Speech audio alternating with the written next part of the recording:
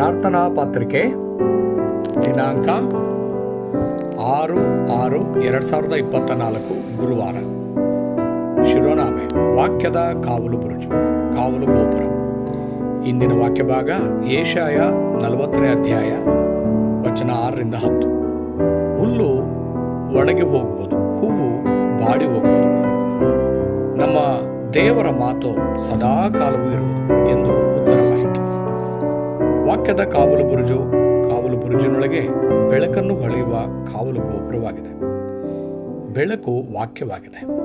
ಯೋಹಾನ 1ನೇ ಅಧ್ಯಾಯ ವಚನ 1-14. ಆ ಬೆಳಕಿನ ಕಾವಲು ಗೋಪುರವು ಮೊದಲು ಪೋಷಕರು, ಶಿಕ್ಷಕರು ಮತ್ತು ನಿಮ್ಮ ಮೇಲೆ ಬರಬೇಕು. ಆ ಬೆಳಕನ್ನು ಮೊದಲು 7 ರೆಮ್ನೆಂಟ್ಸ್ ಪೋಷಕರಲ್ಲಿ ಮತ್ತು ನಂತರ ಶಿಕ್ಷಕರಲ್ಲಿ ಸ್ಥಾಪಿಸಲಾಯಿತು. ಸಭಾಪಾಲಕರು ಧರ್ಮೋಪದೇಶದ ಮೂಲಕ ಘೋಷಿತ ವಾಕ್ಯಕ್ಕೆ ಒಂದು ಹರಿವು ಅಸ್ತಿತ್ವದಲ್ಲಿದೆ. ಅದರಿಂದ ಉತ್ತರವು ಹೊರಹೊಮ್ಮಿದಾಗ ಅದು ನಿಮ್ಮ ಜೀವ, ಆತ್ಮ ಮತ್ತು ದೈನಂದಿನ ಜೀವನದಲ್ಲಿ ಮುದ್ರಿಸಲ್ಪಡುತ್ತದೆ. ಆದಿಕಾಂಡ 1ನೇ ಅಧ್ಯಾಯ 27ನೇ ವಚನ, 2ನೇ ಅಧ್ಯಾಯ 7ನೇ ವಚನ ಮತ್ತು 2ನೇ ಅಧ್ಯಾಯ 18ನೇ ವಚನ. ಈ ವಾಕ್ಯವನ್ನು ರೆಮ್ನೆಂಟ್ಸರಿಗೆ ಹೇಗೆ ಪ್ರಸಾರ ಮಾಡಬೇಕು?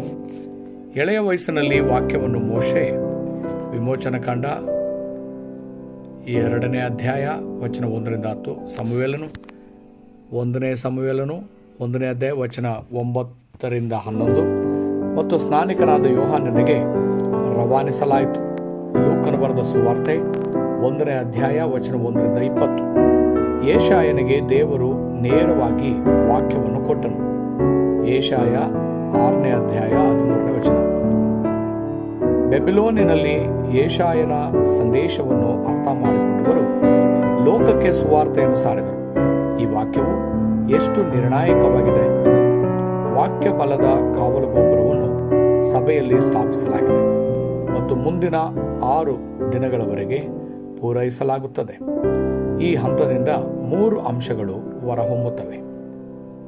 1ನೆಯ ಅಂಶ ಸಿಂಹಾಸನದ ಬಲ, ಕಾವಲು ಬುರುಜು. ಸಿಂಹಾಸನದ ಬಲವನ್ನು ಆನಂದಿಸುವ ಕಾವಲು ಗೋಪುರವು ಬೆಳಕಿನಂತೆ ಬರುತ್ತದೆ. ಈ ಬೆಳಕು ಸೃಷ್ಟಿಯ ಬೆಳಕು ಮತ್ತು ಎಲ್ಲ ಜನರನ್ನು ಉಳಿಸಬಲ್ಲ ಮಹಿಮೆಯ ಬೆಳಕಾಗಿದೆ. ಯೆಶಾಯ 60. ದೇವರು ನಿನ್ನನ್ನು ಕಾವಲುಗಾರನಾಗಿ ಎಬ್ಬಿಸಿರುವುದರಿಂದ ಆತನು ಹಗಲು ಮತ್ತು ರಾತ್ರಿಯೆಲ್ಲ ವಿಶ್ರಾಂತಿ ಪಡೆಯದಂತೆ ಆತನು ನಿಮಗೆ ಸೂಚಿಸಿದನು. ಇದಲ್ಲದೆ ಆತನು ನಿಮಗೆ ರಾಜಮಾರ್ಗವನ್ನು ನಿರ್ಮಿಸಿ ಮತ್ತು ಜನಾಂಗಗಳಿಗೆ ಪತಾಕೆಯನ್ನು ಎತ್ತುವಂತೆ ಹೇಳಿದನು. 2ನೇ ಅಂಶ ಸಮಯದ ವೇಳಾಪಟ್ಟಿ. ಪ್ರಮುಖ ಬೆಳಕು ಸಾಕ್ಷಿಯಾಗಿರುವ ಕಾವಲು ಗೋಪುರದ ಸಮಯದ ವೇಳಾಪಟ್ಟಿ ಅಸ್ತಿತ್ವದಲ್ಲಿದೆ. ಇಸ್ರಾಯೇಲರು ಕಾನಾನ್ ದೇಶವನ್ನು ಪ್ರವೇಶಿಸಿದಾಗ ಮಾಡಲು ಅನೇಕ ಕೆಲಸಗಳಿದ್ದರೂ ಅವರು ಎಂದಿಗೂ ಮರೆಯಾಗದ ದೇವರ ವಾಕ್ಯದೊಂದಿಗೆ ಮುದ್ರಿಸಬೇಕಾಗಿತ್ತು. ಆಗ ಮಾತ್ರ ಅವರು ದೇವರು ಕೊಟ್ಟ ಹೊಸ ಬಲವನ್ನು ಪಡೆದುಕೊಳ್ಳಬಹುದಾಗಿತ್ತು. ಧರ್ಮೋಪದೇಶ ಕಾಂಡ 6ನೇ ಅಧ್ಯಾಯ ವಚನ 4-9 ಮತ್ತು ಯೆಶಾಯ 40ನೇ ಅಧ್ಯಾಯ ವಚನ 1-31. ಆದುದರಿಂದ ಚಿಕ್ಕ ವಯಸ್ಸಿನಿಂದಲೇ ವಾಕ್ಯವನ್ನು ಮಕ್ಕಳಲ್ಲಿ ಮುದ್ರಿಸಬೇಕು. 2ನೇ ತಿಮೋತಿ 3ನೇ ಅಧ್ಯಾಯ ವಚನ 14-17. 3ನೇ ಅಂಶ ಪೋಷಕರು, ಶಿಕ್ಷಕರು, ಸುವಾರ್ತೆಯನ್ನು ಹೊಂದಿರುವವರು. ನಿರ್ದಿಷ್ಟವಾಗಿ ಹೇಳುವುದಾದರೆ ಪೋಷಕರು ಮತ್ತು ಶಿಕ್ಷಕರಿಗೆ ಪ್ರಮುಖ ಅಂಶವೆಂದರೆ ಸಭೆಗೆ ಬರುವ ಮಕ್ಕಳಿಗೆ ಉತ್ತರಗಳನ್ನು ನೀಡುವುದು. ಇದು ಸುವಾರ್ತೆಯನ್ನು ಹೊಂದಿರುವವರು ಮಾತ್ರ ನೀಡಬಹುದಾದ ವಿಷಯ ಮತ್ತು ಇದು ಆ ಮಕ್ಕಳ ಆತ್ಮಗಳನ್ನು ಉಳಿಸುವ ಕೆಲಸವಾಗಿದೆ. ಕಾವಲುಗಾರನಾಗಿ ರೆಮ್ನೆಂಟ್ಸ್ಗಾಗಿ ನೀವು ಮಾಡುವ ಸಣ್ಣ ಕೆಲಸಗಳು ಸಮಯ ಮತ್ತು ಸ್ಥಳವನ್ನು ಮೀರಿಸುತ್ತವೆ. ಪ್ರಾರ್ಥನೆ, ಸೈತಾನ ಮತ್ತು ಕತ್ತಲೆಯ ಶಕ್ತಿಗಳು ಸಹ ಸಮಯ ಮತ್ತು ಸ್ಥಳವನ್ನು ಮೀರಿವೆ. ಅದಕ್ಕಾಗಿಯೇ ನೀವು ಯೇಸು ಕ್ರಿಸ್ತನ ಹೆಸರಿನಲ್ಲಿ ಪ್ರಾರ್ಥಿಸುತ್ತೀರಿ.